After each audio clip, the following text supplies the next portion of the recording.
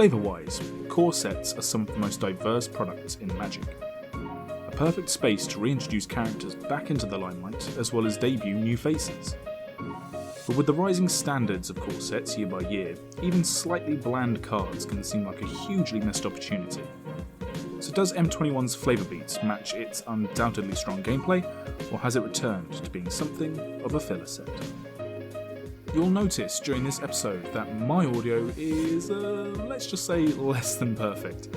Sometimes issues occur during remote recording due to its less than ideal nature that you don't catch until the episode is fully recorded and already in the can.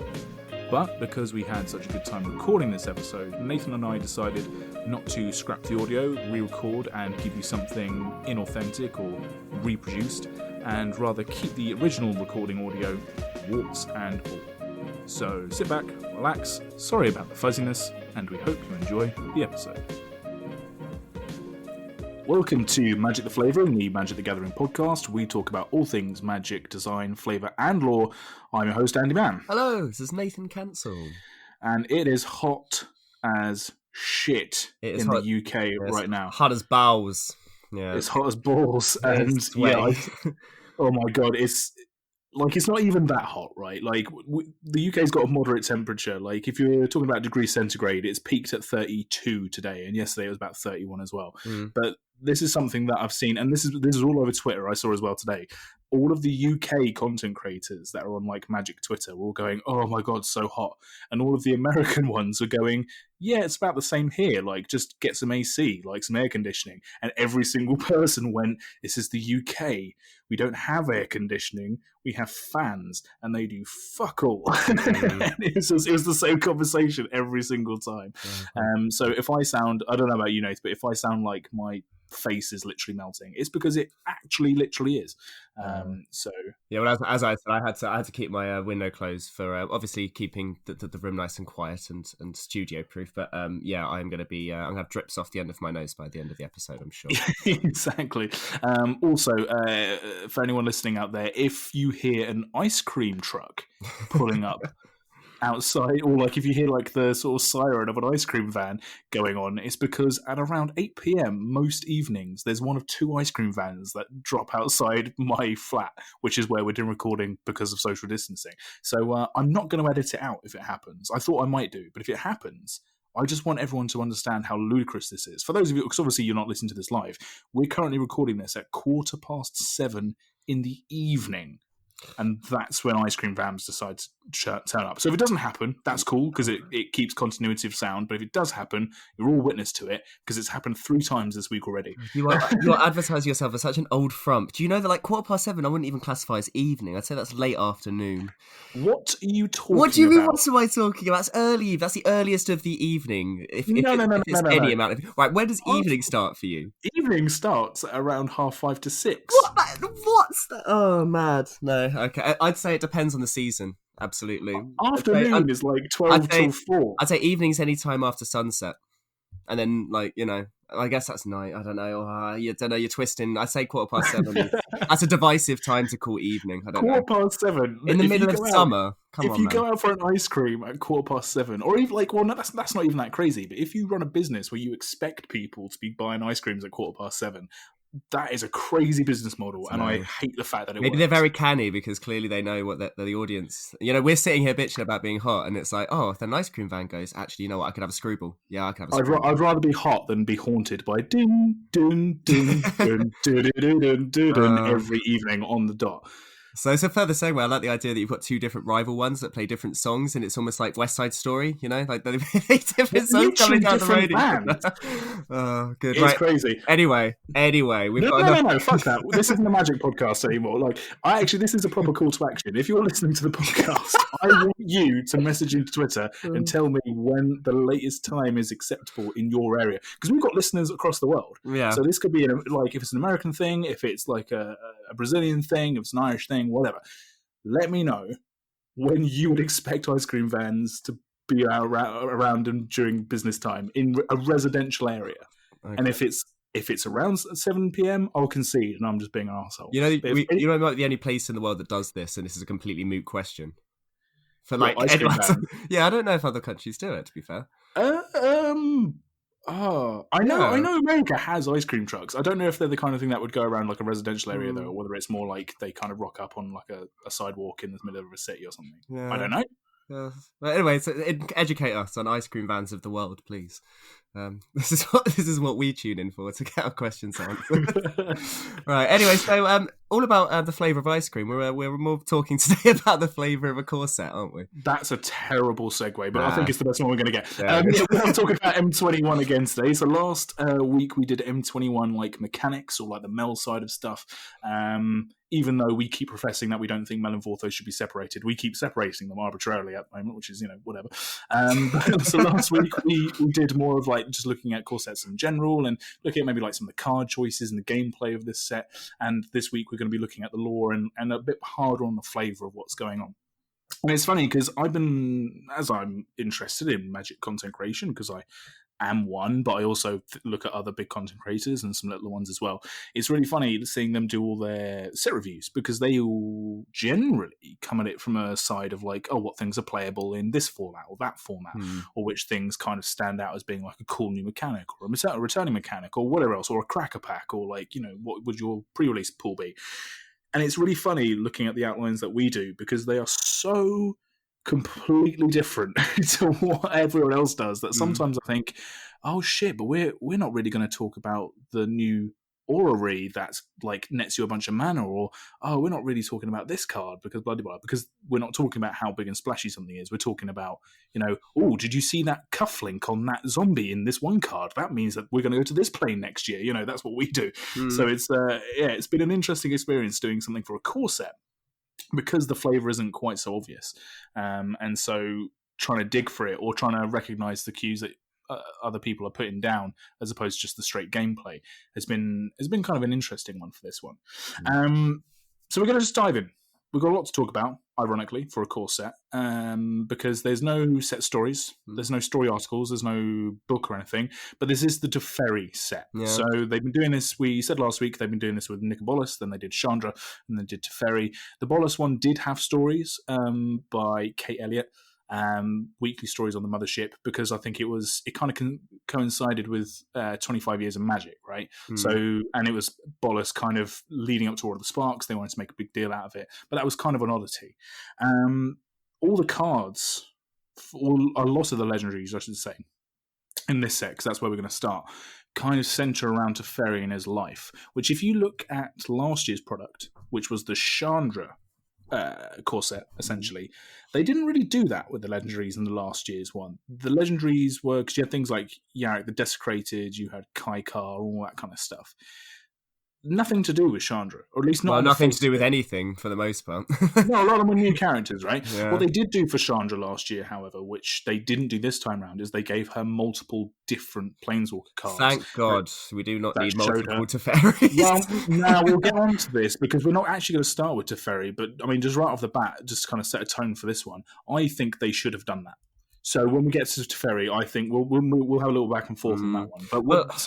But I guess what the interesting thing is that you compare obviously Teferi and Chandra is that Teferi's got so much more history, so many more characters, so many more story arcs that he was involved with. He was around during like, the Urza and Baron times of the Tellurian Academy. He's been around forever, whereas Chandra's only been around for a little bit. We've already had her parents once, her mum once.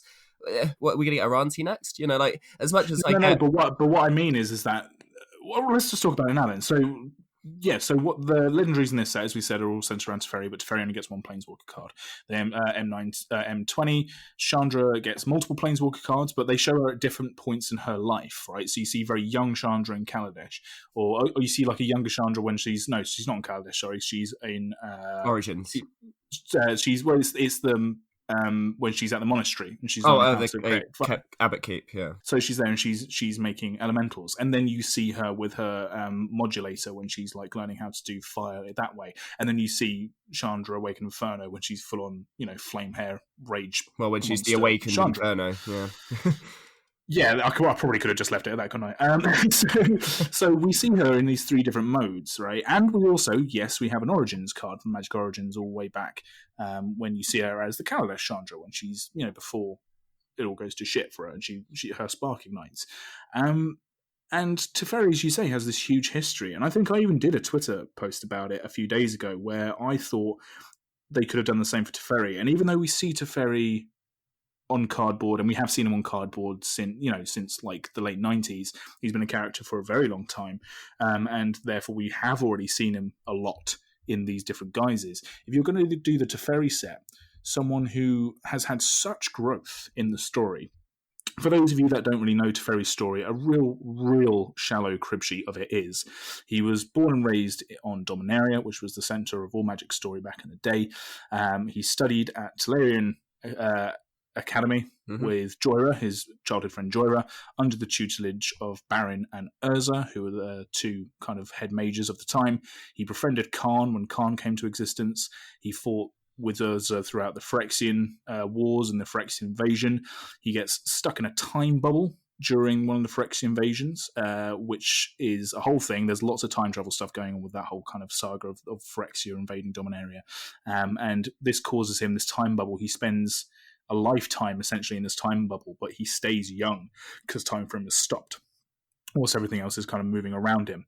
And this gives him kind of reduced aging, slowed aging, whatever that word is. So that's how he gets that time power. He becomes a temporal mage, so he's a master of time magic. And to save his home of Zalfir on the plain of Jamura, which is a large continent in Dominaria, he phases Zalfir out of existence to try and protect it from the Phyrexians. And due to a bunch of time nonsense and a bunch of timey-wimey stuff, Zalfir essentially gets lost to the void. And because it's phased out, it's not necessarily in the Blind Eternities, it's not necessarily gone, it's also not necessarily here, it's in this weird kind of nether region of magic. And Teferi becomes this kind of mythical figure, this kind of folklore figure on Dominaria as he kind of retreats and planeswalks off to other parts of the multiverse. And basically he comes back, he gives up his Planeswalker Spark on a whole nother storyline, which is too long to go into. So he's trapped on Dominaria. And then we see recently in the Dominaria stories from a few years ago, we see his Planeswalker Spark being reignited. And he's able to kind of go off world and do all kinds of crazy nonsense. So he has all these different phases of his life, and throughout each one of them, he kind of grows as a character. He feels remorse later in his life. He's very brash and kind of almost like he's like a little trickster when he's a child. Like he's always getting told off. He's on the card Confiscate, which shows him, Joyra, and Barin. And Barin's telling him off for creating a little machine which creates fart noises. You know, and he's this aspiring genius temporal mage. You know, yeah, and he starts off as this disruptive student. Is the first comment we hear him. Yeah, it's funny to see him from there. I get what you mean. That you don't necessarily get any stepping stones. Imagine if you had like a Planeswalker card. I mean, it probably wouldn't have been a Planeswalker card. What they could have done is they could have done a creature card for young Teferi. They could have done a Planeswalker card for like brash Teferi, which we've already seen him in Planeswalker cards in this age because the original one was him at that age, and then we could see him maybe as a Planeswalker. Like as older Teferi, like current Teferi, now he's kind of become a hero again, as opposed to being this brash mage that tried to do the right thing for himself, kind of selfishly, and completely cocked it up, and has potentially lost a whole nation, a whole culture on his home continent of Jamura to God knows where. And I think that would have been very, very easy to express in 3 different cards, as opposed to just having one card and then a bunch of other legendaries. It does open up to have a lot of legendaries, like a lot of the things that we're going to go through in a second. They're returning characters that we've only seen on cardboard once, and the cards maybe weren't that good. Or we see characters get their first card, even though they're like important to the story of Teferi and all this kind of stuff. So that's nice. Well, I guess the problem with it as well that is with Chandra, not only do we need her like in the spotlight because they're going to be using her in multimedia projects and that kind of thing. Like, the problem with doing stages, like doing parts of his life where, you see him as a student, you want to harken back to certain times, is that it kind of requires you to either already know the story that was from a bit of time before to kind of get a proper reference of it, or it then it like requires you to then look into that more if you didn't know already, which I think is a little bit more alienating than showing Sharon just like, because even the ones who showed that they're not specific moments of her life or anything. It's just, young, a little bit older, now she's got it kind of thing. Like, I suppose, but then a lot of the characters that they're bringing back have like very deep history. This is what I mean. This is the whereas if they just do to look into the lore, you'd be looking into characters that didn't necessarily have exploration, whereas the opposite they did is they go, well, let's not give us loads of different times of Teferi, let's give all the different people that he saw at the different times of his life to expand his lore that way. So I think that's probably I don't dislike it. Yeah, I don't dislike it. Plus, then would we really need all these extra Teferi? I mean, I do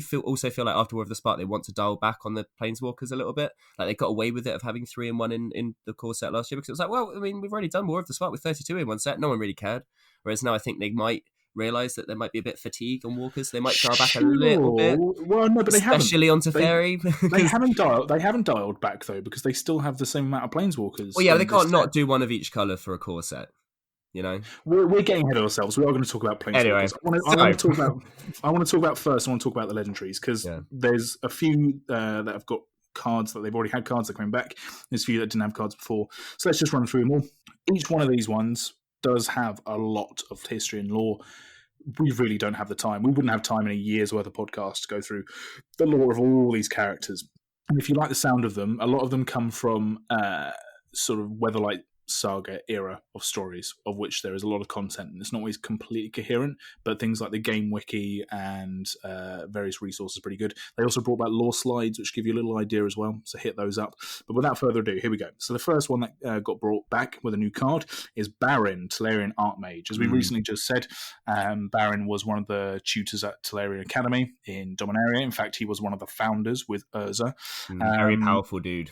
Very powerful dude. Yeah, he kind of plays second fiddle a lot to Urza in people's minds when you think of like greying wizard on Dominaria, because Urza is such a big part of the story. But Barin is also the real deal. Yeah, well, he was like the first like proper wizard, like, because Urza was more of an artificer and Barin was more of a mage. So like he is basically your quote unquote Merlin of magic. You know, he was the typical. And he is the most wizardy wizard of wizards, you know. Sure. As he's depicted here is kind of in his classic design, where he's like an old man with the greying hair and beard. But you do see him on other cards looking like a slightly younger man, because again, Dominaria and Tolaria timey-wimey stuff wrapped up in time. Jorya literally has a thing called time water. Yeah, slow water. Yeah, it's ridiculous. Oh my god. Anyway, timey-wimey stuff. So Barin is the husband of Rain and father of Hannah, which is Hannah is the Weatherlight Navigator. Both of these characters die during the Weatherlight Saga, and he destroys Tolaria and himself with a spell called the Glare of Doom, or Blare of Doom. I forget which one. A really powerful spell. Yeah, it's shown on Obliterate.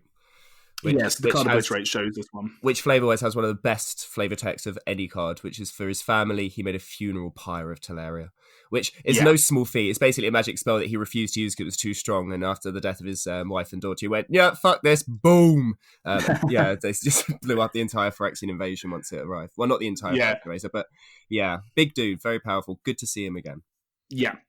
Next up, we have Mangar the Diplomat. We also have Karavek the Spiteful and Joriel Mwanvuli Recluse. The reason I've grouped these three together is because they are all very deep characters in their own right.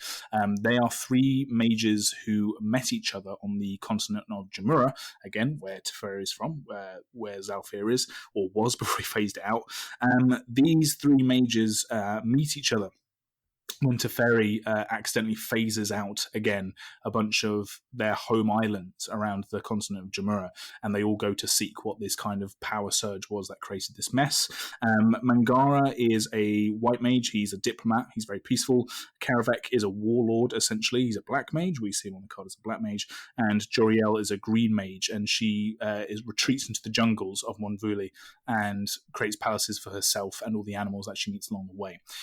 Karavek tricks Joriel into trapping Mangara in a thing called the Amber Prison, which is a little chunk of magical amber which you can shrink someone down into and trap them there, because Karavek wanted to invade Jamura after he found these other 2 mages that were too powerful for him to take on alone. Joriel eventually finds out this deceit and frees Mangara with the help of Teferi, and then they all trap Karavek into the Amber Prison as well. So there's a whole little saga going on there with these 3 characters. Very cool to see them on cards again. Mangara the Diplomat especially is looking to be very cool for white card draw.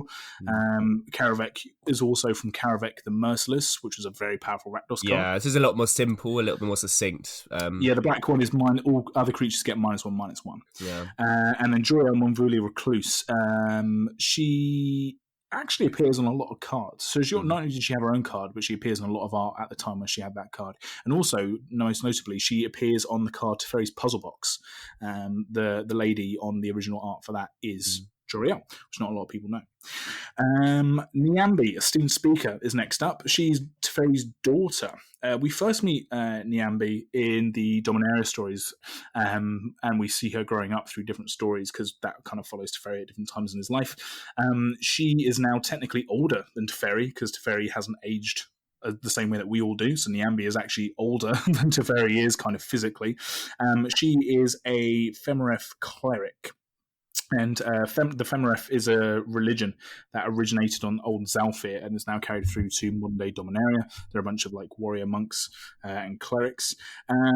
She's pretty cool. She has helped Teferi in the past to try and unravel the big mysteries that Urza left behind. So Urza used to leave behind on Dominaria these kind of like Zelda shrines from Zelda Breath of the Wild, these kind of giant puzzles that you had to solve, but you had to physically go in and a dungeon crawl. That's exactly what I imagined when I read it. I was like, oh wow, this is awesome. Yeah, exactly. And Nyambi was instrumental in helping Teferi try and solve a lot of these shrines on Dominaria.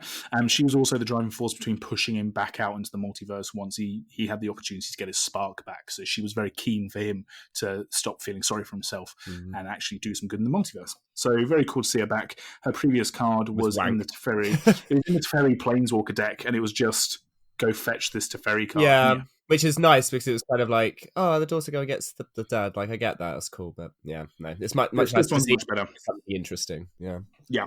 The next card that we had that's a returning character that already had a card is Rada.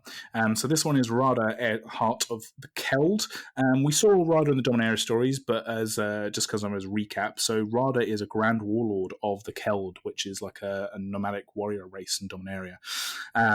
Along with Venser, she was one of the kind of new crop of planeswalkers that kind of popped up after the mending. Neo Walkers. Yeah, Neo Walkers. So not necessarily all powerful gods like the old Walkers were, but kind of, more like uber powerful mages. But her Planeswalker Spark, before it got fully realized, was used by Jeska, who was harvesting all the power in Dominaria to close up a bunch of time rifts that were opened up because, of course, fucking time rifts all across Dominaria. So she never really got to do her Planeswalker thing. So now she is just a warlord.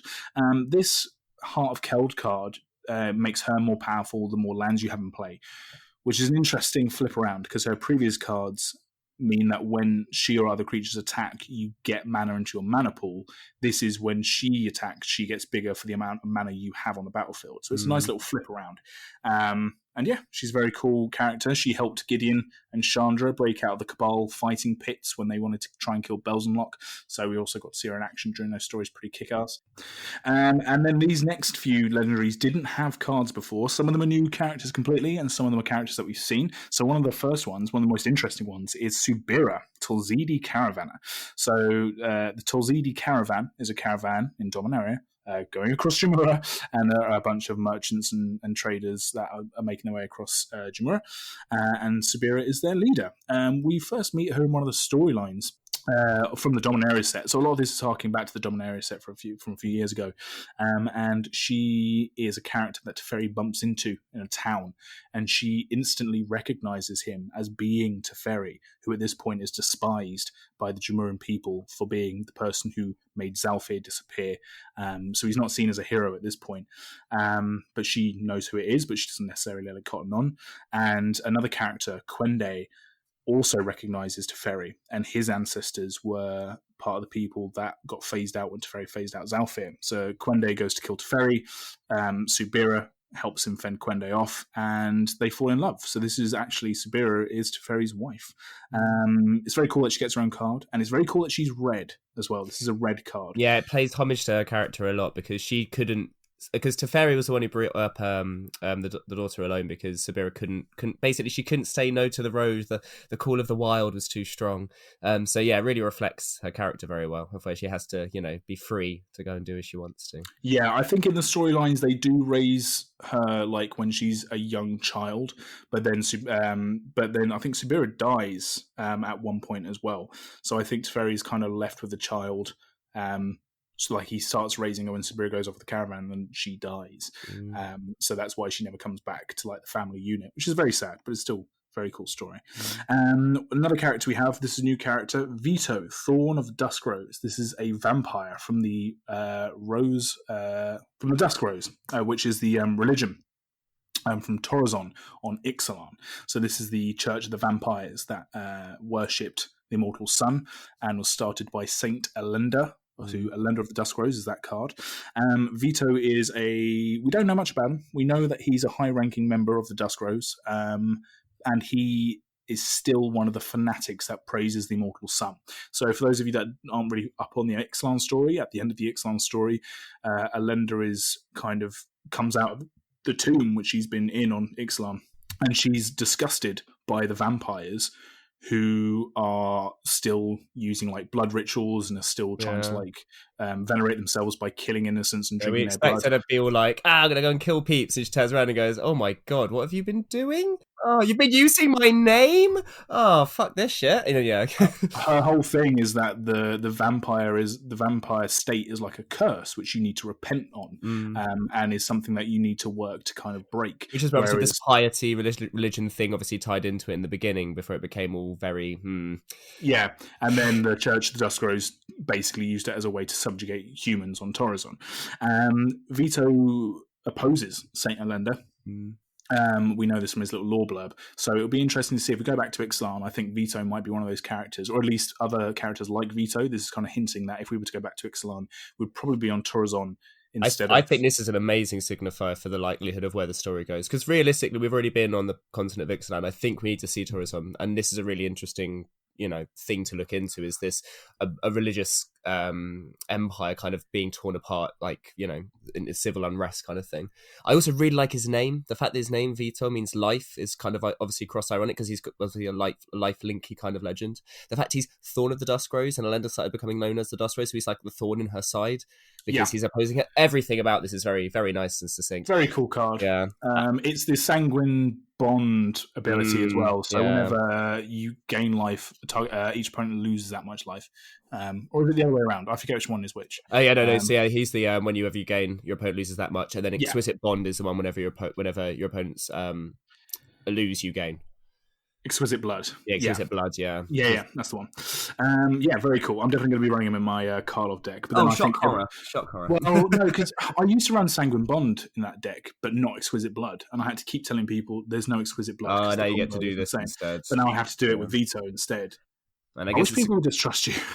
Yeah, well, if you're going to play that's the thing is I think it's that conversation at the beginning. You've got to get a group that trusts you, because all you have to do is lie once and you've lost it forever. So I do know what you mean. Yeah, just trust me, it's fine. It'll be fine. I've heard that so many times from a blue mage. I don't trust whatever color says it anymore. The next legendary is Gadrak, the Crown Scourge. He's a fucking dragon. Yeah. Likes treasure. Likes treasure. Like, this little lore blurb says, nearby kingdoms don't like Gadrak and expect him to come and steal all their treasure. We don't know where he's from. Yeah, it's like he's going to be like a physical and fiscal calamity. Fucking hell, I know, right? Like, it's just they've put a red legendary dragon in the past two core sets, and so I think they literally went, what do dragons do? They like gold. What colour should we make him? Red. They'll never see it coming. And it's like, ugh. Yeah, he does. I do like the fact he does a lot of different things. Like, he can work in an artifact deck, in an equipment deck, in a sacrifice deck. I do like, and he's cheap enough. I mean, he's at least interesting in his design, even if his flavor is pretty meh. Also, he definitely should have had the artwork from the Mythic Dragon, because the Mythic Dragon's artwork looks so much cooler than that. Terror of the Peaks. Yeah, that should have been the other way around, I reckon. Yeah, change the artworks around, and then I think Gadrak might be a little bit more oomph. I still think his flavor is just it's non-existent. Well, yeah, he's a dragon. We don't even know where he's from. Yeah, he's a dragon. He likes treasure. I assume the easy reach for is that he's from Eldraine. I'd have to have a quick look at Eldraine Dragons and check, 'cause those front horns, because his horns aren't the top of his head; they're halfway down. Okay, so an interesting thing about his design, at least, is his horns come from the back of his jaw to the front instead of from his head. So yeah, I'd have to have a check through MTG Dragons to see which plane that's from, but I'm sure we could find out. But fucked if they would have put it in the lore slide anyway. Yeah, there we go. Next. Renin Seri. So Renin Seri, that's it. This is the cat dog. So we got Rin the dog and Seri the cat, and one of them is a dog and the other one is a cat. Yeah, and They're friends. They help each other. Oh, no, this is the big thing that gets me about their lore side is why do they have to put that they were abandoned by their owners? Why do you need to put any more boo-woo bow-wow into this? Everyone's already doing capital O, capital W, capital O to this. It doesn't matter that they were abandoned. Why did you have to make it sad? So this is, if the ice cream thing didn't make you understand just how grumpy I am, this will. I like that they've made hounds into dogs. If they didn't do it, I wouldn't have given a shit. But the fact that they have is fine. I couldn't give a fuck about this legendary or about how cute it is or about cats or dogs in Magic in general. I don't care. Like, if they'd never made a cat dog legendary, I don't think the game would have been any worse off. No, I do know what you mean. Where I draw the line is, well, not draw the line, but like the thing that gets me about this kind of flavour, and this is why I think, because we talked about this last week about how this is probably like the best time to do these kinds of like bland. I don't want to say bland, that's really harsh, but I mean they essentially don't have any like storyline lore or anything. They are basically using cats and dogs, so it's cute and people want to play with them. And of course, that's probably the best way to do it. The thing is that you could do cards like Rambunctious Mutt with the flavour text, emphatic words with powerful gestures. Clearly, this was playtime. That is like, you can't get away with slightly unny kind of cards. That's a bit of an uncard. You look at the artwork, it's basically an uncard, but you can get away with it in a Cortex. It's cutesy. I don't mind that. But, I feel like it works enough. Again, like, I'm not too fussed about making a cat and dog deck or whatever. I mean, I guess also if you did have a cat deck or a hound deck or whatever, then now you can do it all together. Fair enough, cool. I mean, I'm not too fussed about the cutesies. I'm so glad they made hounds dogs. Makes my life I think so much better. Like, I would never, ever, ever go as far to say, like, I wish they hadn't done it, because that's just you going, oh, grumpy, grumpy, grumpy. Like, what are they going to do? They're just going to make more. Because the other option is, then they just do more dragons, which they have done, and they're just as boring, right? So, obviously, you want to try something new, and it ties into Jumpstart and all this kind of stuff. It's just, I've just never been one for the meme in Magic. I know what you mean. I mean, I was a big fan of Sharknado, and I know exactly. If that's the thing, it's playing to different audiences. What we need to realize, Andy, is that we are moving into meme culture generation. This is going to happen more, and I don't mind it, because as long as the joke's good and as long as it's like comes from a good place and actually has some substance, which most of this has. Like, none of the cards I look at and go, oh, fuck off, come on.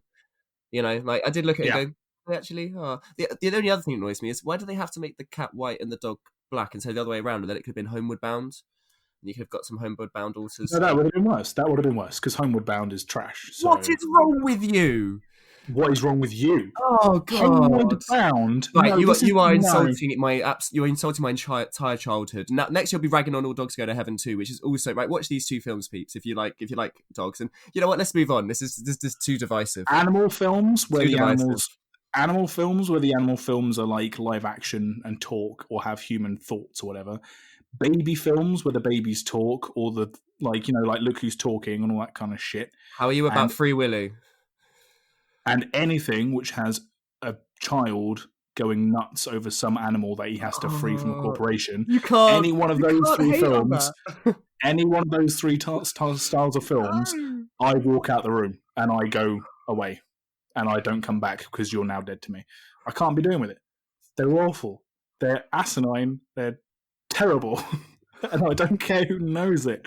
Oh, I really hope you keep this whole rant in and you don't end up cutting it, because this is gold. But oh man, this is now showing me up for I've actually lost some genuine friendship points with you there. I cannot believe you don't like Free Willy. No, fuck. Okay, right. Anyway, moving on, please. Yes, and that's it for the legendaries. That's great. So, there's a spread of the new, there's a spread of the old. They've brought back a lot of characters which people want to see new cards of. Cool flavour, good art, good. Make better fucking lore for Gadget the Crown Scourge. Planeswalkers. So all the Planeswalkers in this set have affiliated cards. So it's very much the same, which they've been doing since around sort of. All but the colourless, because he doesn't actually have an affiliated card, does he?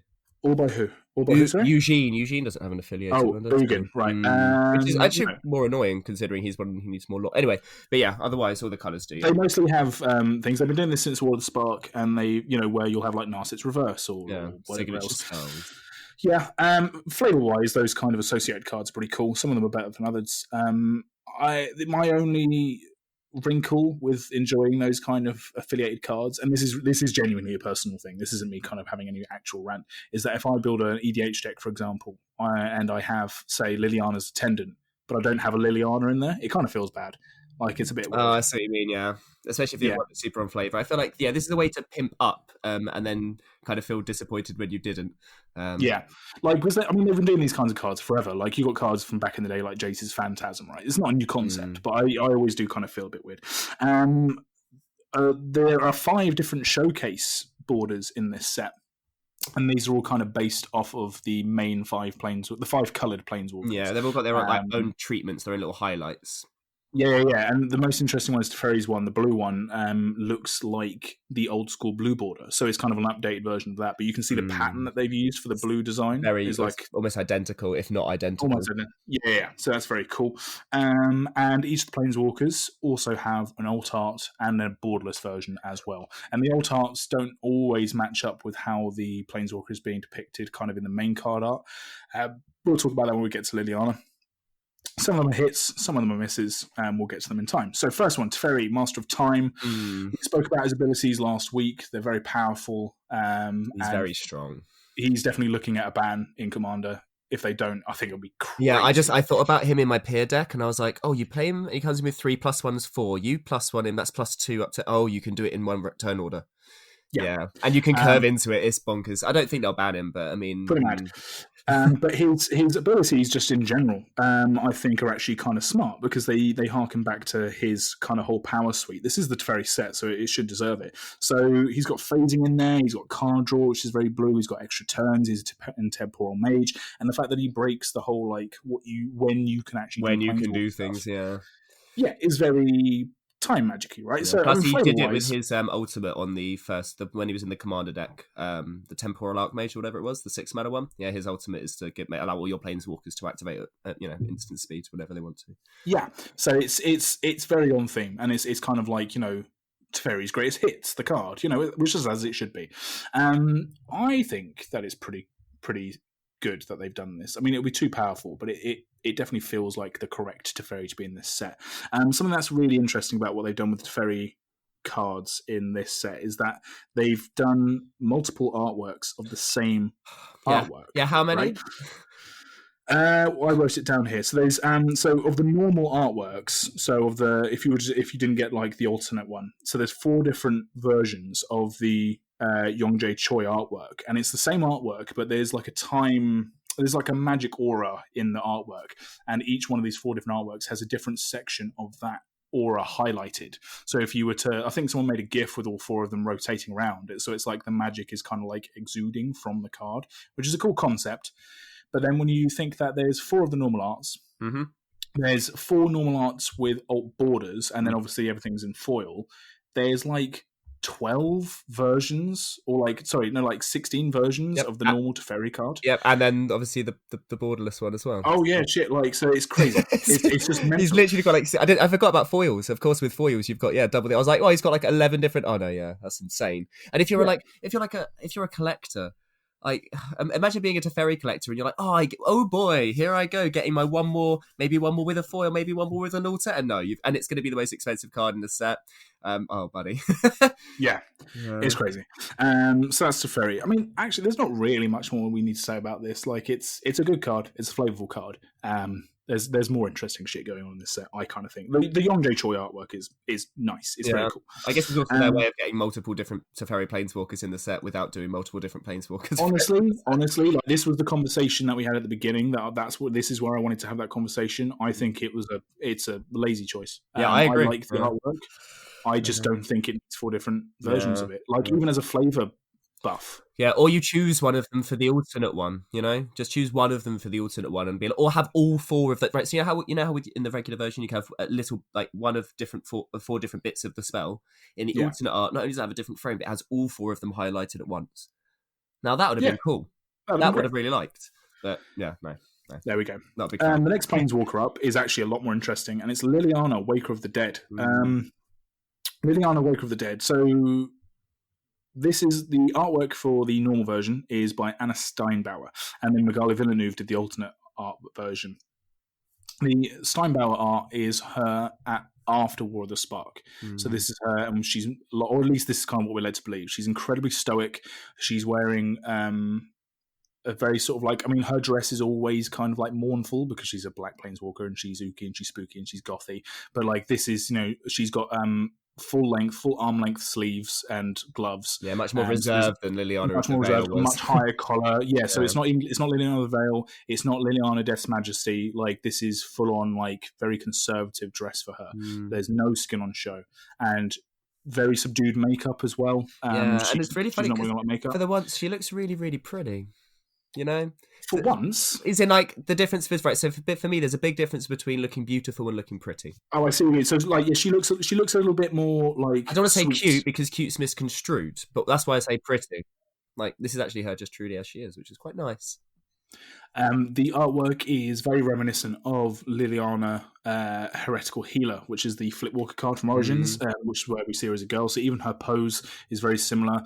In the Wake of the Dead artwork, she's in a graveyard with Heretical Healer. She's kind of going into the woods from her manor house, but it's still got that very similar feel. That's very deliberate, surely. Yeah. To get that cyclical effect of, okay, we're back to what she was like. It's a bookend. Nonsense. Yeah, exactly. Yeah. It's a bookend.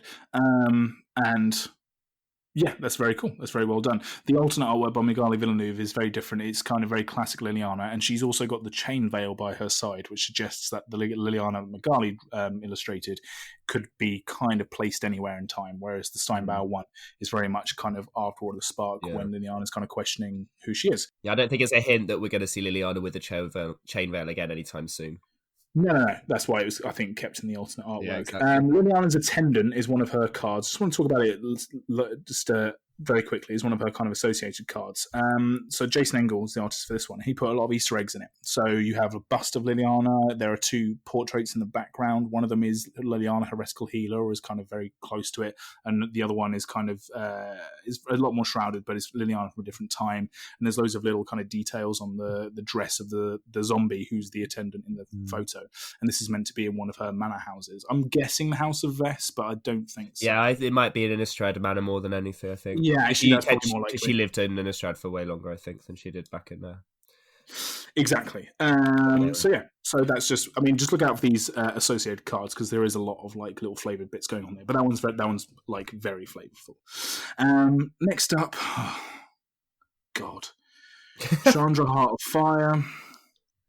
Fucking. Do you know why you're so bored of her? Because you had 3 of her in the last set, so that's why we didn't get 3 of her. That's my point. She had her own. But she's going to be important, Andy. Like one of the things that doesn't matter. Well, one of the things we need to, as you literally pound on the table, one thing you need to consider is that obviously these core sets aren't just a representation of all the Magic that we've had over the last few years and everything. It's a reference for the Magic we're going to be seeing going forwards, and I think this is part of the reason why they chose these 5 Planeswalkers. I mean, when we get onto Basri, we'll talk about Basri. Like the thing with Chandra, she's still going to be an important part of the story moving forward. So they can't just ditch her. Like who else do they put in there? But we're not asking to ditch her. We're not asking. Yeah, but who else do you put her in that isn't confusing? My God, any red Planeswalker that could do with a little bit of expanding. I mean, I'm not saying Koth would have been great. I will admit, Koth, if we are going back to Mirrodin this year, would have been an amazing signifier. But I also think they want to hold back on showing what he's like now. Look, I'm just trying to think. Like, who do you use? Tibble? Yeah. My point. No. My point is that they want to make these characters relevant. They want to keep Chandra in the spotlight. But by the time they get to the fucking Netflix series, whenever that goddamn is, if it ever happens, we're going to be sick of her. And she has fans. But we've had such an intense storyline. And it's not bookending like with Liliana. It's just another fucking Chandra card with some impulsive draw. Okay, whoopee-doo, like Luca was doing that. Fine, whatever. And I think my big problem... Oh, actually, we could have had Luca, yeah. Like, do you know what I mean? My big problem of it is that the Netflix series, because this is the thing which everyone keeps trotting out when people go, but isn't she going to have a spell book? Didn't she have her own core set? Haven't we seen her every fucking set up until Eldraine? Like, for God knows how long. Is that they go, yeah, but the Netflix is coming up. And you think, right, there are 2 people. There's literally 2 categories of people that are going to watch that show. One category of people play Magic the Gathering. The other category of people don't play Magic the Gathering. The people who don't play Magic the Gathering aren't going to give a fuck how many sets she's been in because they don't play the game. The people who play Magic the Gathering would have to have never played the game except for the very latest set to not know who she is and what she's about. So why are they pushing her? Yeah, and I I do don't get agree. it. I know I sound really angry about it, but it's just, and it's not even a No, good. no, It's I not know. even like an interesting card. This is the thing, right? So this is the reason why I agree with you, because it's not a matter of how much we see of her. It's the fact that most of her, if we saw this much of her and she had diversity, fine. The fact that we've seen so much of her and across the board in terms of diversity, she's about a 4 out of 10. You know, like you don't actually see much in terms of different sides of her. Like Chandra Blaze is probably one of her worst iterations in terms of playability, and it's one of the more interesting ones because it's one of the discard ones. You can actually play it in different archetypes than subpar burn cards ish. I Yeah. guess. I don't get me wrong, we have seen different versions of her, but this isn't particularly interesting. Like, you know, compared to last year where you got an uncounterable emblem as an uptick, you know, things like that are actually a bit more, okay, it's actually, you know, you've turned the fire up. With this, you're the Heart of Fire, and I genuinely can never remember what her abilities are. I keep reading it, and I forget. You know, Uninspired, boring, oversaturation. Okay, well, Garrick Unleashed. Garrick yeah, Unleashed, similar. big boy back. Yeah, but he's back. This is the big thing. Do you want the 15th Nissa or the however? And also, how many Vivians have we had recently? This is what I'm thinking about it. I was thinking about this today. I was about to do a similar rant to the Chandra. Oh, thank God Garrick. we didn't get one. I'm right about Chandra. Hey. I don't care what anyone says. I'm right about it. There's no dispute. No dispute. Everyone keeps going fucking like squee over Chandra, and they'll look back over like several years of Magic, and they'll go, well, "Why don't we have any new characters?" Well, now we're going filling up the red slot. Yeah, well, now we're going sploosh over Garrick because he's a sploosher. Well, my problem with this Garrick, right? I understand he has to be in a set after Eldraine, so yeah, fine. He takes at the green spot. No, I don't want another Nissa. No, I don't want another Vivian just yet. We've had a lot of Vivians, right? Fine. The problem is that even on the little lore blurb, they mentioned about how he's broken the curse. They mentioned about how he's free. His card name, Garrick Unleashed. Fine. Well, we'll come back to that. The name's not okay, but we'll talk about that in a second. Okay. There's no mention of the Kenriths. He's meant to be protecting him. Yeah, and again, what is also this story arc that Eldraine, this big story arc that Eldraine apparently sparked off? If it isn't linking Garrick back to the Kenrith twins, or if it's Oko, I swear to God, they've had to just scrap that whole story arc because everyone hated him, they banned him. You know, like because there was that, like, and I get what you mean. If you don't back tie, and this is what the whole point of core set should be doing. It should be tying what happened before it to what's happening in front of it. You know, that's kind of what like flavor wise it is. It's basically the white that you add to your different colors to put like a highlight across a painting or something. Like you need a little bit of what came before and a little bit of what's going forwards. And yeah, he does just feel plonked in. They went, oh, he's back again, but with no pretense of where he came from beyond. Yeah, okay, he had the curse and everything, but no sense of where he's going, what his motivation is now. Oh, he's back in the wild. Where? Yeah. We still don't even know where. Where in the wild? Where are you from? Yeah. Anyway, So wasted slot. Yeah. So beyond that, the name. So when you're Garrick the Veil Cursed, you are some mad off your trot hunter. You have no ramification over like what you kill. You're going after planeswalkers. Once you lose that curse, and now you no longer I'm going to use the word unleashed. Surely he's now releashed. Because before he didn't give a shit. He would kill anything. That's more unleashed.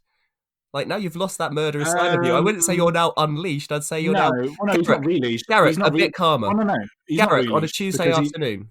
I'm not saying he's released. He wasn't leashed before. You literally just said he was released. No, you know what I mean? Is in, like, I get the whole point is that the curse was a leash on him. But the way he was being, like, his temperament and everything... He wasn't like, being subdued. He was relentless. He's literally Garrick Relentless, and now he's no longer got the curse. You're saying he's now unleashed. You can't go from relentless to unleashed and be calmer. I don't think he's meant to be calmer though. I think he's just... He does not look as angry. I know. You know what I mean? So even his law slide. I do. I see a point. Garrick Unleashed suggests that he's still... And to be fair, actually looking across the way, all of the naming conventions are a bit shit. Unleashed, Heart of Fire, I read that as Walker of the Dead the first time instead of Waker of the Dead. Master of Time, so you've had Time Raveler, Time Bender, now he's Master of Time. Like, what is he next time? To Teferi, Time Lord. Yeah. And then we get on to Basri Cat, which obviously doesn't even have a naming convention because his name is just Basri Cat. Well, first we're going to talk about Ugin very quickly. Oh, we're going... okay, sorry. I thought we were going to... Okay, cool, crack on. Ugin's here. I guess because to be fair, really cool. Did we get any cards that relate to any signature spells or anything to give him any expansion on his character? No. Is he in a different pose in either of the artworks than we've normally seen him? No. No. Like, what? This would have been another time to maybe have given us pre-mending Walker, pre-mending Ugin or whatever. That I still think that's a missed opportunity. I mean, as much as I'm glad to see him back, we still need to know more about him. We probably won't for a while, so it's a bit sad. Yeah, they don't need to make a new Ugin card. Like Ugin, we said in the last episode, Ugin, as it is now, is fine. It's perfect for a Corsair Ugin, the Spirit Dragon. It's perfect for a reprint. But give us, like, he's with Bolas in the prison realm right now. Why could we just had an Ugin with him, and he's got Ugin and, like, Bolas in the palm of his hand or something? Some aspect of where he is now. Not just here he is. And this is one of the things I really hate about not like Planeswalkers in general, is we very rarely get to see them in action in their Planeswalker cards, and it's always just a bit here he is. Here's your your baseball player card version of him. Whereas I'd rather see him doing something. I do agree. It's a shame. It's a shame. That's it. I'm not angry about it. That's it. I just think it's a bit of a shame. I think it's a shame that they put him in a set, they do a bunch of lore slides, and what they just go, he's a spirit dragon and he has ghost fire, and you think, all right, what's he up to now? Anything else? Yeah, that's it. Yeah, whatever. Basri Ket. So this is a bit more interesting. We're 50 minutes in and we're getting on to the new shit. Okay, so brand new Planeswalker. Basri Ket from Amonkhet. Very quick blurb on Basri, just so we know who he is.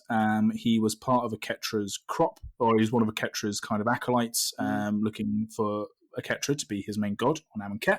He starts trials. He does the... There it is. Hey! Oh, I'm so happy. 8 o'clock. 8 o'clock. Is 8 o'clock an acceptable time before we derail the entire podcast? It's not acceptable, and I'm not going to edit this out. I'm going to keep talking. We can have fucking ice cream trucks in the background. Okay, so Basri Ket. So he starts off his trials because on Amonkhet, the crop initiates have to do a trial for each of the gods. He does a Ketra trial. He succeeds by grabbing a Ketra's arrow, which is the main thing of a Ketra's of trial, is that you need to grab her arrow from the top of a tall structure with teamwork and help from everyone, because she's solidarity god. And he is so elated and happy that his spark ignites. Yeah! Which is one of the very few times that we see a positive spark ignition. Usually it's some grievous wound or trauma or something horrible happens. Well, it's funny you say that, because she's the second time in the same plane we've had a planeswalk through elation or through positive emotion, because we also had it with what's her name, Samut as well. Samut, yeah, which is maybe, and this is one thing I mentioned, is that maybe this is something specific to Amonkhet. I don't know if it's something we obviously don't explore, is how sparks ignite and everything, but it's funny that this plane has two positive ones when we've basically not seen a positive one anywhere else. I think it's to do with the kind of fervent belief in the religion on Amonkhet. Also, I guess dying isn't a great release of emotion on a plane where you're probably going to die. Well, I mean, a lot of the trials, it's all about glory and death and glory and service to the trial. So you're not probably going to get that panic or that whatever it is that sparks. I guess, yeah. Interesting. It's just another way to doing it, and I think Amonkhet lends itself to that. So Basri grabs the arrow. He zips off on his first little planeswalk, and he misses out on the hour of devastation and the hour of revelation and all of the horrible Bolas shit. He comes back to his home plane once he kind of figures out what's happened to him, and Bolas has already ravaged the plane. So he comes back to a broken Amonkhet. And Basri is kind of special in terms of just fantasy characters, because his faith in Aketra kept him strong, and he is now a leader on Amonkhet. Leading a lot of the disenfranchised, and he spreads the word of Aketra across the multiverse whenever he does leave Amonkhet. So you see Basri's Acolyte is a card that's associated with him, and this is a Leonin, so it's not on Amonkhet, it's somewhere else. Yeah, I'd assume Theros maybe. But it's this idea that he's spreading the word of Aketra, even though Aketra is dead for all intents and purposes. Like, she was a god eternal, she died as god eternal, she's now no longer with us. And this is interesting. It's an interesting idea that in fantasy IPs, it's so hard to talk about religion, because you don't want to upset anyone. You don't want to upset people who believe in religion, you don't want to upset people that don't believe in religion, and you don't want to be seen to be making any comment on real world stuff. But what they usually default to, and we see this in Magic with things like the Dusk Rose and the Orzhov and the Church of Avacyn on Innistrad, is that they take sort of established tropes of real world religions. So for a lot of time, it's usually Christianity and like Catholicism, because they are very stylized, like Gothic architecture, which kind of lends itself to fantasy IPs and things like that. and they'll say the once great religion has been taken over by politics or has been skewed by money or people are trying to abuse it. So it's never usually the religion that's evil. It's the fallible people that Or the run the process, religion. or the Yeah. The established. process Yeah. has been warped, right? Which is what makes the religion oppressive in Australia, Ravnica, or whatever else. And that way they can use religion as an allegory without necessarily going, we think religion's bad, because why would they say that anyway? What's the point of even trying to say that? So it's interesting that they've taken a character that has a faith in a plane where it has literally been warped. Like that's crazy. Yeah. And they're saying explicitly it's this person's faith that is a good thing. And there's been a really positive reaction to it. Like a lot of people, even people on social media that say I'm not religious, have been kind of coming out saying, oh, it's actually kind of a nice thing to see, because for a lot of people in our real world, faith is a positive force. And you very rarely see it as a positive in fantasy RPGs. Yeah, so it's kind of cool. Interesting for his name as well. If you are thinking that it's lazy that they called his surname Ket after Amonkhet, think about Amonkhet. People wouldn't have had surnames. They're not expected to live very long. So he's clearly adopted his plane as his surname as to where he's from. Yeah. That's very cool. That's a nice little tidbit. So yeah, initially I looked at it and went, well, they've not tried very hard there. And I went, oh, actually, now I think about it, that's actually very clever. And it's not mentioned anywhere about his name or why his surname is, but Samut doesn't have a surname anywhere as far as we know. So yeah, that's an interesting tidbit from Amonkhet. Amonkhet's really interesting in general. I like Amonkhet a lot. In terms of his magic, like what kind of a mage he is, he seems to be quite good at hand-to-hand combat because he uses a Ketrazar as a spear. He's got this kind of sand aura that he kind of produces. So on a lot of it, on his card arts, he's manipulating sand and he uses his sand aura to protect other people. So he's kind of like if Gideon was like halfway between Teo. It's Gideon meets Teo. Yeah. So if Gideon was the I am the human shield, get behind me, like Basri's the I will create a shield for you so we can fight together kind of thing. So yeah, he's Gideon meets Teo, and he kind of fills that space a lot. Okay, those are all the characters. There's a lot going on, and I think I got a little bit salty earlier talking about Garrick and Chandra and Ugin, because those are such low lows for me as a fan of this game. That the high highs of having like Subira and like Baron come back into the storyline, all that kind of stuff, is really cool, and that's exactly what you want from a course. Yeah, it exacerbates the negative, obviously, if the positives are better. Yeah. Anyway, we've had this conversation 5 times already. So let's move on to things like just very quickly touch on the showcase borders and the showcase basics. So basic lands have got new treatment as well. So each basic land has their own kind of style. So it's the kind of the mana box rather than the text box has an effect on it, and they each look kind of different. They're all right. They're a bit busy. They are quite busy. That's a good word for it, because I think they have basically. I think they've overdone it. Where normally they only do a hint or like a slight, a slight flair on the card. With these, they've kind of gone to town and gone, right, let's really push. The same kind of thing they did with the Theros, like the energy card basics, of where I feel like they're just pushing the star to see how far they can go before it's too far. I think it's too much with the swamp one because I don't like the fact it's super super purpley. Whereas say like the mountain one, I really like the fact that like the flame effects for the Chandra ones are actually quite cool. And for the Basri cards, I don't really like the planes because it has this swirly effect that's a bit, I don't know, it hurts my eyes a little. See, now the purple is obviously because it's for Liliana, right? Because they've kind of purple is kind of like the substitute color when you're trying to express black in Magic. Like purple's a nice way to do it as well, especially if you're using a lot of black in an artwork or on like a border. You want the purple to kind of pop. I disagree about the Chandra one. I seem like I'm really ragging on there today. I think her showcase border is, I mean, firstly, isn't it exactly the same as her spellbook border? Yeah, I mean, close to. I think there might be some slight flair on the underside of the type box. It might be slightly different, but yeah, it's very similar. I'm not a fan. I'm not going to say much more about it than that, because people like what they like. Some people really like it. Like you like it. I'm not a big fan of it. I think it's a bit too cartoony.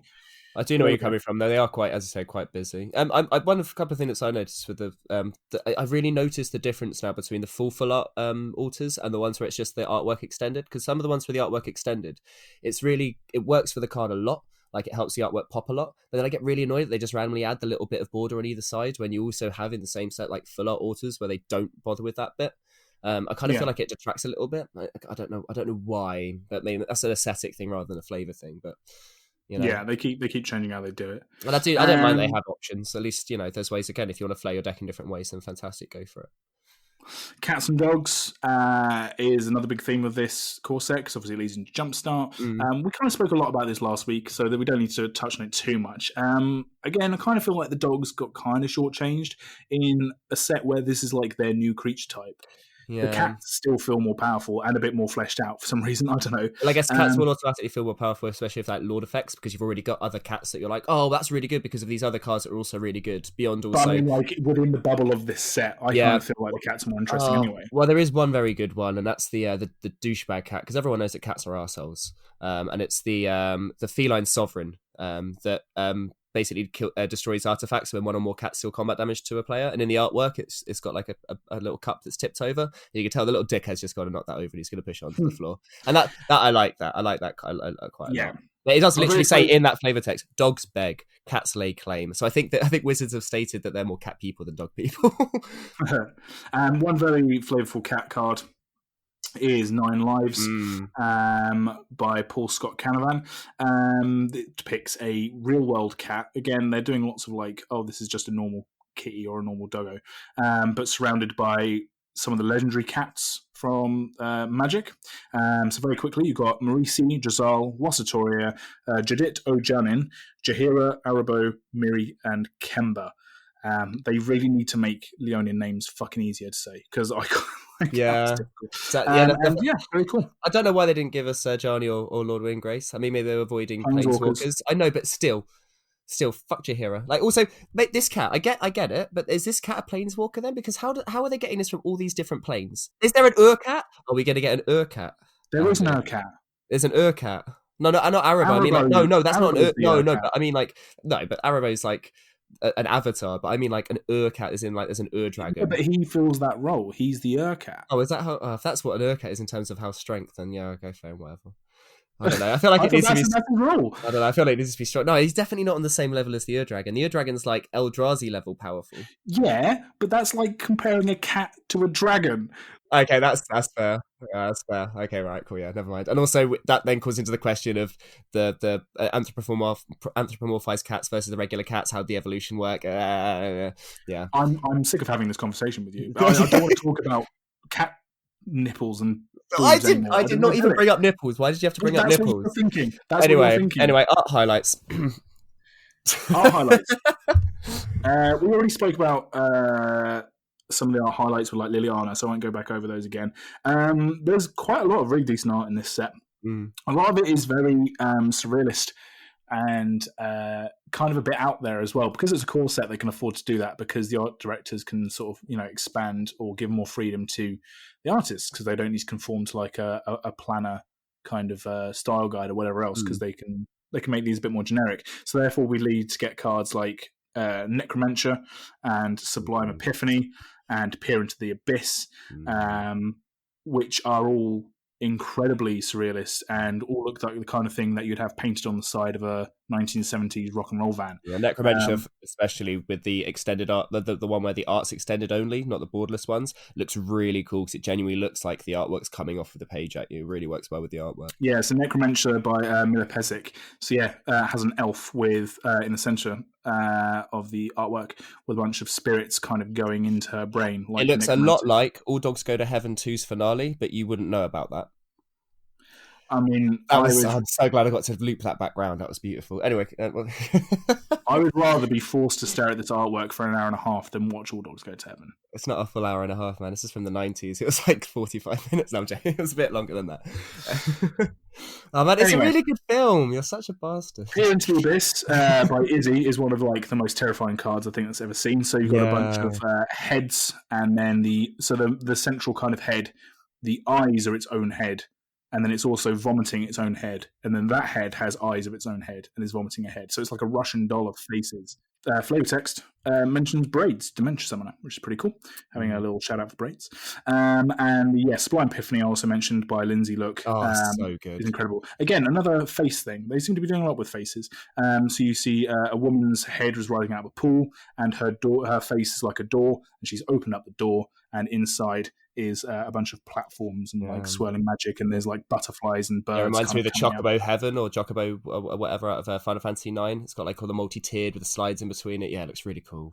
Very cool. And yeah, exactly the kind of thing that you'd find on like a Pink Floyd album or a Pink Floyd EP or something like that. So yeah, very cool. And one more just for me, a Flavour highlight is Indulging Patrician by Miranda Meeks, which is a vampire, we assume from Innistrad, holding her victim. And she's got this, it kind of takes up the whole background, is a pink moon with a bunch of bats kind of in front of it. Oh yeah, the white black dual color, yeah, the uncommon signifier. Yeah, that's a really striking artwork. Yeah, so it's basically all pink background with like a moon motif, and then she's in the foreground as vampire. And yeah, it's just incredibly striking, and it's really nice to see art directors having the space to have this kind of direction as well, and artists as well. So yeah, pretty cool. Yeah, I've got a couple. Experimental Overload is beautiful. Another Lee Settlerman artwork, very, very, very, very cool. Yeah, another one that I like is a Thieves Guild Enforcer. Now, I don't know when we first were on Kaladesh of whether or not we saw people with arms and stuff like appendages be replaced with filigree, but in the same way like Ethereum's done in Esper, it's she's got her left arm replaced from the halfway down her upper arm, which is nice to see people with appendages represented in Magic as well. I think there was also one with someone whose leg. There's also an artwork where someone's leg has been amputated as well. So that's really cool. Also, I didn't know they did that kind of work in Kaladesh. It's good to know that you can do human cybertronic things. So that's quite cool. Plus, the artwork is really pretty. Even Fong, very cool. Nice. Cool. Flavour highlights. So this is slightly different to the art highlights because this could encompass a bunch of different things. I'm just going to talk about 2 cards. One of them, well, I'm going to talk about 3, but one of them is actually going to be in a future episode that we've already recorded. So the one to look out for in a future episode is called Enthralling Hold. And the flavour text in that references a character called Tahim the Puppet Master. And that's why I like this card, because it references this very cool character that we'll talk about in a future episode. But if you look up, Enthralling Hold, that's a very cool card. And I think this is one of those times where flavour text writers are just dropping a little pebble into a pond and see how many ripples they get for a future character. And the 2 I'm actually going to talk about properly, one of them is Primal Might. This kind of seemed like a bit of a vanilla card flavor-wise, because we've already spoken about a lot of the splashy legendaries and planeswalkers and whatever else. But I just wanted to highlight that Primal Might shows it's on Ixalan, and it shows an Ixalani Empire of the Sun shaman, and they have a big aura of Golta, the green elder dinosaur, and they've created this giant aura of Golta, and they're saying, oh, if I could see things through Golta's eyes, is kind of what they're getting at in the flavor text. They're like seeing things as if they were Golta. And I just think it's interesting that this isn't the first time we've seen a representation of this dinosaur outside of its own card arc. So we also saw it on Finale of Devastation. And it's just interesting to me that out of all the dinosaurs, because there was a lot of legendary dinosaurs in that set, like not only just the elder ones, but you also had Zakama, the triple color one, and then you also had Gishath, which was the other triple color one from just the first set, as opposed to the second set where they did all the elder dinosaurs, and you had all of like the different sort of like representations of the sun dinosaurs as well. So they had like 3 or 4 different cycles of legendary dinosaur, but Golta, which is just essentially the T-Rex one, seems to be the one that ends up on a lot of different cards. I think this thing's worth noting.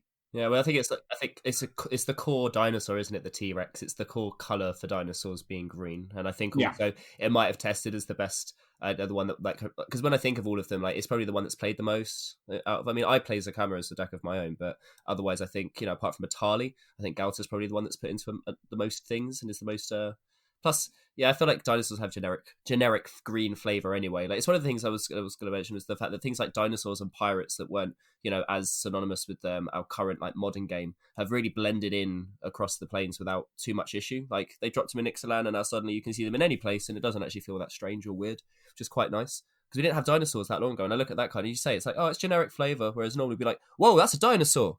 Yeah. Even a couple of years ago, it would have been like, why is there a dinosaur in a Magic card? We don't get dinosaurs in Magic. And now we're like, yeah, cool, generic fight card, cool, yeah, whatever. No. Yeah, I just think it's because the reason I call it generic, like you're completely right. And I agree. I mean, it's got very basic effects for a green card. Yeah, like I completely agree. Like it doesn't seem like it would stand out, but it's one of those little things where if you just notice like patterns across different sets, you kind of go, oh, it's interesting that out of all the characters, this is the one that's kind of stuck around. Because it'll give you a hint as well to where if you go back to Ixalan, we're going to be on Torozon, and I would bet a reasonable amount of money, Galter at some point is going to get on a ship and come over and fuck up some Oh, I just love the idea of her on a raft with her tiny little arms, her tiny little paddle, just going around in circles, just going, gotta get to Torreson, gotta make the Timmy's happy. I think it's going to happen.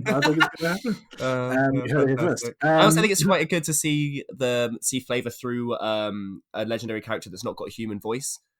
I think that's what makes it also kind of have a bit more affinity, is you don't normally get to see the mind of a dragon or the mind of a dinosaur. You just get to see human emotions, or like typical sentient race emotions. So that's quite cool. The flavour text is, because I think I'm not. We've pussyfooted around it enough now. We might as well fucking. Why bother paraphrasing it? The flavour text is the shaman looked at the world through Galter's eyes and understood that everything else was his prey. So yeah, so it's got beef as well. It's a real punch. Yeah, that's a good one. My next card is Goblin Wizardry. This card made me literally laugh out loud when I saw it, which rarely happens because, let's face it, as humans, we always go lol, but we very rarely do. This one literally made me do it. And it's Goblin Wizardry, is 3 in a red, create 2 red Goblin Wizards with prowess. Fine. The artwork is by Izzy, and the flavor text reads, "Quiet in the library," in quotes, "soon gave way to larger concerns." And it shows these 2 goblin characters messing up a library and throwing around some flames and destroying books and doing little dances and stuff. And the thing that really caught my eye about this is the 2 characters. This isn't the first card we've seen them on. Mm-hmm. This is by Izzy, and Izzy's done a couple of other cards of goblins, and one of them is Goblin Diplomats. And Goblin Diplomats shows 2 goblins on a parapet pulling faces and waggling their bum at the viewer, very much like the opening scene to Monty Python and the Holy Grail, very much inspired by that. And I actually reached out to him on Twitter, and I said to him, "These are the same goblins, right?" And he messaged back going, "Yep, absolutely same goblins. And they're also on another card." And I cannot find this card for the life of me. I think I might be missing something really obvious. But these are... wasn't Gutter Snipe, the alternate artwork for Gutter Snipe, one of them? But if you're saying they're both, wait, let me just 1 second. Let me have a look, see, because this is one of the things I wanted to pick up as well. That we don't see this type of goblin on any other type of goblin card.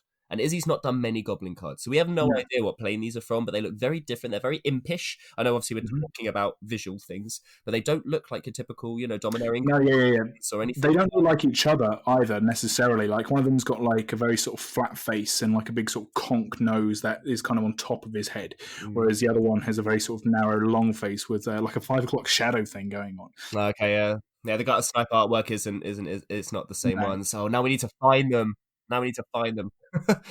They're very pinky. They've got very pointy ears. As you say, they could be like devils on any other plane. Yeah, exactly. They do look like imps. Yeah, it's very strange. Like, that's the thing. Like, yeah, you put them on Innistrad and you'd list those as devils any day of the week. So yeah, it's a very interesting swing on a very mischievous kind of goblin as well. And goblins aren't normally smart enough to do magic. So the fact that these guys can, or do it, albeit very poorly, is quite interesting as well. So I wouldn't mind seeing some Izzy goblins at some point in the future. Well, it's just something to say. Fibblethip isn't the only character that artists use and reuse again and again. So yeah, just look for little patterns in the artworks. Hopefully next time we see them, we'll get some flavour text with their names, and then that's it. After the races, we'll get them as legends. Sure. Cool. Do you want to do a couple of yours then, and then we might have to wrap up? Yeah, sure. So the only two I really wanted to talk about was Pursued Whale. It's a throwback to the Hunted cycle from Ravnica. So you had like Hunted Lamassu and Hunted Horror that basically came into play and put creatures on your opponent's side, usually to an equal amount of the same kind of size to make it seem like an even fight. With this one, basically you get a whale and all your opponents guess a 1/1 red pirate that force your creatures to attack into it. This is also a really nice Moby Dick reference. I quite like that as well. Like 1v1, it's basically like you've got the whale, you give your opponent Jonah, and it has to come and get it. I like that quite a lot. I think it's a really cool flavor thing. Plus, I like pirates in core sets because they don't have to be Ixalani. The other one that's interesting is the shrines. I know I talked about it last week. I don't know if I mentioned, but all of them have haikus in their flavor text, which is really cute. I think, again, like, it's funny that they do deliberately do haikus because haikus are tied with Japanese, with Japan, sorry, and obviously Japanese block was Kamigawa. So I think obviously it's, again, more enforcement. This is a hint to the plane rather than a return to it. But still, yeah, really nice thing to have haikus. And I'm not sure if we've had haikus in Magic flavor text before, but to have them across an entire spread is really cute.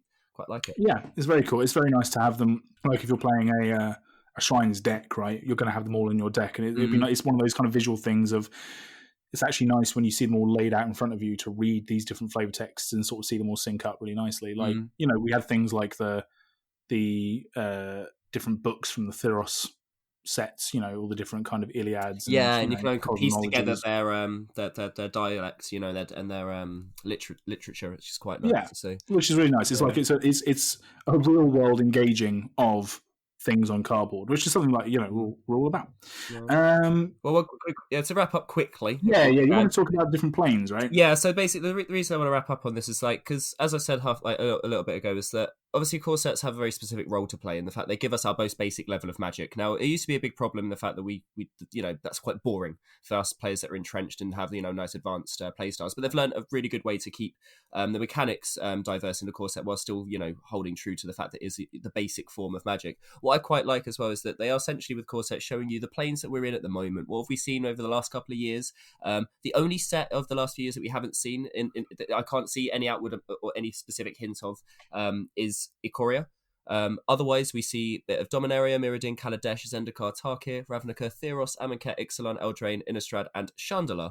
Chandala is just a little hint because the old core sets used to be held in Chandala. I think it's just a little throwback. I don't think that's anything else. And we do see Kamigawa in a couple. We see Azusa and we see the shrines, but again, I don't think that's anything more than just a little hint. 13 sets it seems like a lot considering we're just looking at like the last say 2, 3, maybe up to I guess like 4 years of Magic, but it's also good to see any sets that you look at and go, oh well, this wasn't in the last couple of years of worth of sets. Think, well, maybe this is going to be one of the sets we'll be going towards going forwards. We see a hint of Mirrodin of the Dalkin in the Orrery card that we didn't talk about, but it's a hint again of Mirrodin. And then you also have Turn to Slag in the set as well, in a set that didn't have a lot of equipment. So yeah, again, Mirrodin's being hinted at. The fact that we're seeing still bits of Ixalan and that kind of thing hints that maybe they don't want to leave it alone. Eldraine again, there's a couple of cards from Eldraine. So yeah, it's a nice thing to see. And the fact they put things like that as the goblin that has Eldrazi written into the flavor text, like the fact they dropped that in, that's very deliberate. They do that. They could have written new flavor text and everything. They left it in there so you can go and look up the Eldrazi because it might be important coming up the things that are in that story. And again with Teferi, now we're looking at. They gave us a load of characters that can make you go and look at all of the invasion saga and all of that nonsense. So I mean, this is, if anything, in terms of flavor wise, this core set's done a lot of new things. It's solidified a lot of things, and it's also given a very big breadth for Magic as a whole right now. So I think it's done a very good job overall. Yeah, I mean, it has got its low points. I get it, but I think core sets used to be entirely low point. There used to be nothing good about core sets, and now we're getting to a point where we can actually pick them apart as if they were a normal expansion and have. I think this is it. I think maybe I've been a little bit spoiled with these past couple of years of core sets. I think you little brat. For an hour I've had a little arc because I think as I said earlier, like the quality of core sets is now so good that if they're gonna just do generic green mage, generic red mage, there's no point slapping Chandra or Garruk on them unless they're making a point, because they make a point with something like Liliana. You could make the same case for Liliana. That's a really good point. No, the difference between, say, Liliana in terms of story-wise, how we see her, there is so much to take apart from. Even mechanics-wise, fuck it, don't even care. I mean, we do in terms of, that's one thing we didn't really talk about at all, is the combining, those two sides together of when the cards do meld all of their rules and all of their abilities into the artwork, and it all works together. But the difference between Liliana's artwork and Chandra's artwork is night and day. Because of history. If you don't teach us the history of the cards, kind of what's the point of showing them, putting them as your flagship representation of a core set? Yeah, I agree. There are plenty of black planeswalkers that could do with another card, but they chose Liliana, which on the face of it is not the most inspired choice, and then they did something with it. They could have chosen other red mages, but they chose Chandra, and then they did nothing with it. And it was something, and the difference between Liliana being in this core set and having a bit of story, and the difference between Ugin being in this core set and having no story, they're both valid in their own way. It's valid because Ugin needed the reprint, and as we said, he's good for a core set. They could have maybe given him a slightly different art, or because they've got the alternate artwork, but the alternate artwork is very much similar to the regular one, or in the lore slide maybe just been a bit more forthcoming. Or even just put Ugin's the one, the card that he had from War of the Spark, Ugin's supplement or whatever. Just put that in there or whatever. Yeah, just a card. Yeah, maybe a card where you can put some flavor text, which gives something, just that. Or just maybe something, anything. But the thing with the Liliana is that they don't need to devote a whole set or a whole block to telling this part of her story just yet, because we've War of the Spark was kind of the Gideon Liliana block, really, telling their kind of stories and wrapping up their arcs or starting new arcs or whatever else. So the core set is a perfect place to put a card like Liliana, Wake of the Dead, with that artwork and with that feel, because it's a core set where you don't need to devote any story time to her. It can all just be on the cards. It's just my problem is that between those two ends of going fully practical and storyline space, and then the middle having the Garrick and the Chandra, where they did neither well, just seems a little bit... Yeah, I know what you mean. And is a real dud in a core set, which is probably one of the most exciting sets for a while. Yeah, it has cats and dogs in it, mate. I mean, honestly, I don't know what else they could do to make people happy. I mean, maybe not you specifically, but I mean, you know. Oh, so I also like how one of my Flavour highlights was a whale having bitched about Free Willy in the same episode. Oh man, it's all connected. This is great. I've really enjoyed this episode. Killer whales aren't really whales. Well, you know, I know. And why do you have They're to orcas. stomp? I know they're orcas, but it was... Why did you have to ruin the bit? That was a lovely way. I was literally just about to say I really enjoyed this podcast, and now I changed my mind. You know, if you made it this far, listeners, good God, we've done well, haven't we? You can find us on Twitter at mtflavouring. Oh, beautiful! Yeah, I like it. Let's do it. Yeah. Guys, thank you very much for listening. You can tell it's been 32 degrees here because me and Nathan are cranky as hell. So I've lost my mind. It's dribbled out of my We're going to get ears. off the recording and go and eat some ice lollies or something. Guys, if you want to find us on Twitter and talk about your favourite M21 flavour bits and or bobs, you can find us at mtflavouring. Emails go to mtflavouring@gmail.com. My personal Twitter is at Andy Manface. Nathan's, yours is At the Fox in the Moon. That's going to sound so weird. at the Fox in the Moon. And guys, thank you so much for listening. This has been Magic the Flavouring. We'll see you soon.